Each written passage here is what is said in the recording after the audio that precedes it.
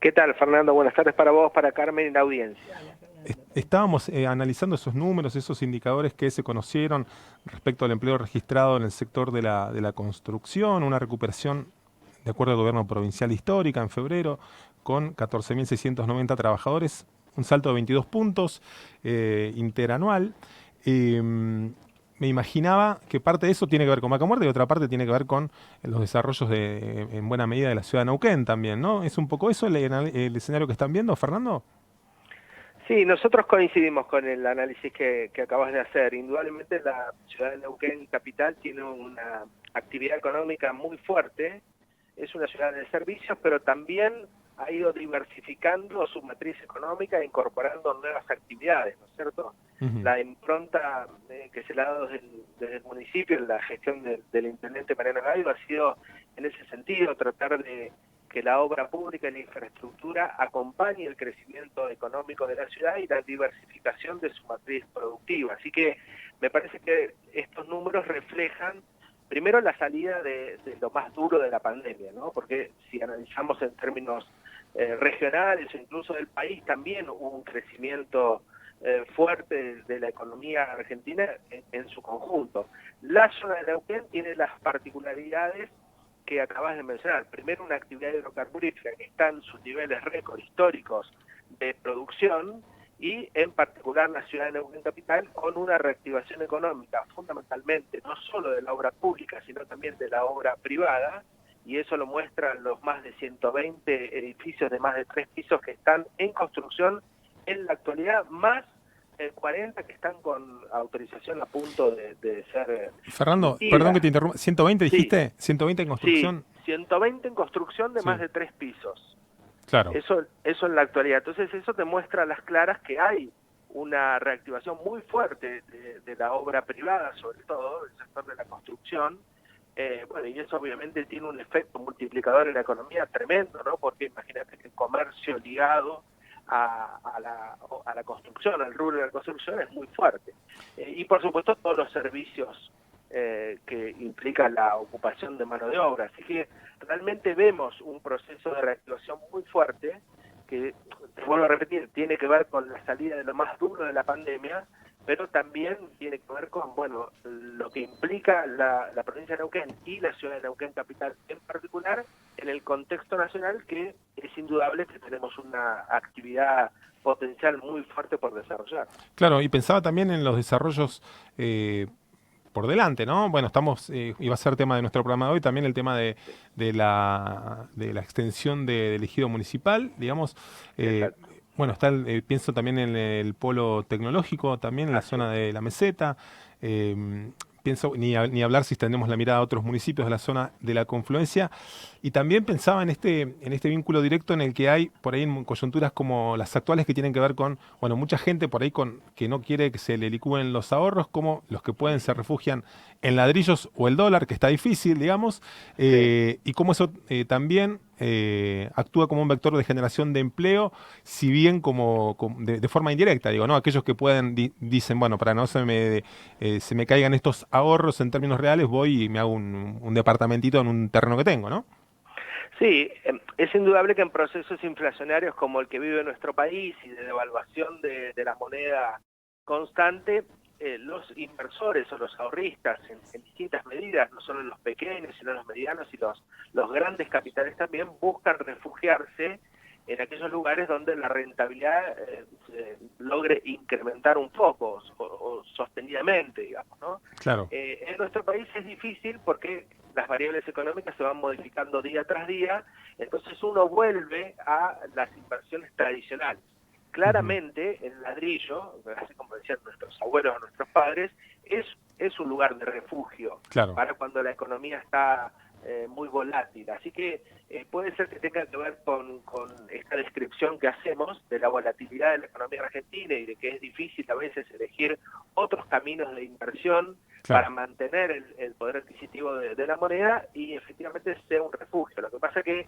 este refugio que resulta ser la obra privada, la construcción, bueno, es gran generadora de empleo, efectivamente, y con este efecto multiplicador que mencionábamos antes de la economía, que derrama en todas las otras actividades por lo diversa que es la actividad de la construcción. Claro. Fernando, en el relevamiento que hace habitualmente ACIPAN, ellos están manifestando que hay comercios inactivos, centros comerciales inactivos en distintos lugares de la ciudad, en el Bajo, en el Alto, en los shoppings.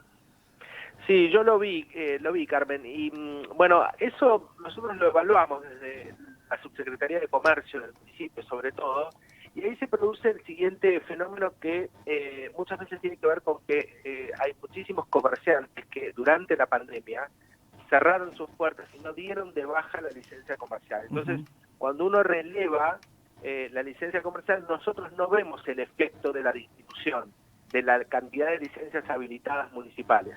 Pero cuando uno hace una inspección ocular o una recorrida vía inspectores, observa que efectivamente hay algunos locales que todavía no lograron ocuparse.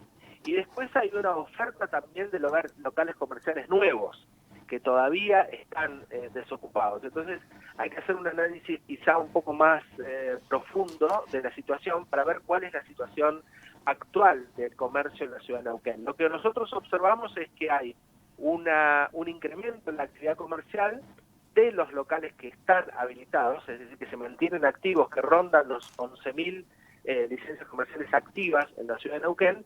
Lo notamos porque en la declaración jurada de ingresos que presentan en el municipio en forma anual, observamos que más allá del incremento del precio producto de la inflación, hay un incremento también de las cantidades vendidas.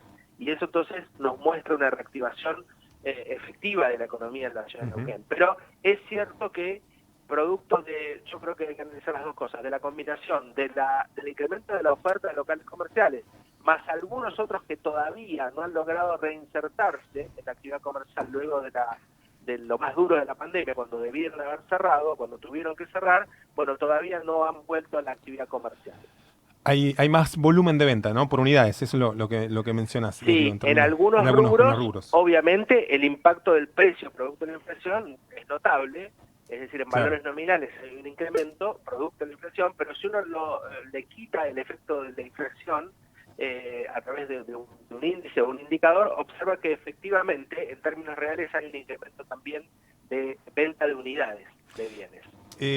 Fernando, tengo una consulta, ahora que ponemos el ojo un poquito más fino en actividades. Digo, ayer un colega ponía en Twitter el menú de un restaurante, de una confitería en la ciudad de Neuquén, y le parecían valores, digo, por un plato determinado. Sí, ¿Lo viste? Sí, una milanesa.